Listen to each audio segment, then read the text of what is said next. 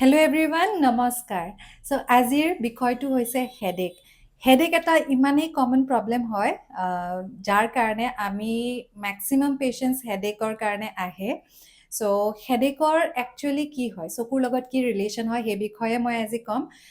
হেডেকৰ causes যদি তাৰ কাৰণবিলাক আমি চাবলৈ যাওঁ হেডেকৰ বিভিন্ন কজেছ আছে ইমান কজেছ আছে যে হেডেকৰ বিষয়ে আপুনি যদি জানিবলৈ যায় তেতিয়া নিজৰে হেডেক হৈ যাব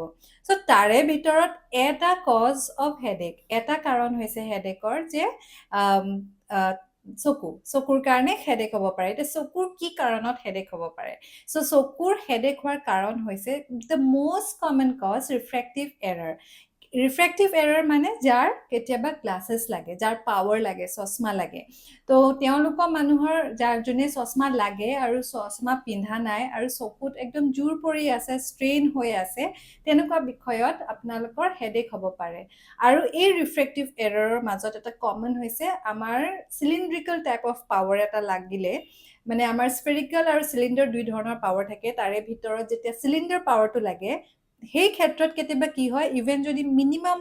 0.50 পাৱাৰো চিলিণ্ডাৰ পাৱাৰ লাগে সেই মানুহৰ হেডেক হ'ব পাৰে সেইকাৰণে আপোনালোকৰ ৰিফ্ৰেকশ্যন আপোনালোকৰ যদি এনেকুৱা হেডেক হৈ আছে সেইকাৰণে বহুত ৰেফাৰেঞ্চ আহে যে চকুৰ চেকআপ এটা কৰি ল'ব চকুৰ চেকআপটো কৰিলে কেতিয়াবা কি ওলাই যে আপোনালোকৰ মিনিমাম 0.5 বা তাতকৈ বেছিও পাৱাৰ লগা হ'ব পাৰে সেইকাৰণে সেইটো এটা বহুত কমন কজ হয় দ্য ফাৰ্ষ্ট কমন কজ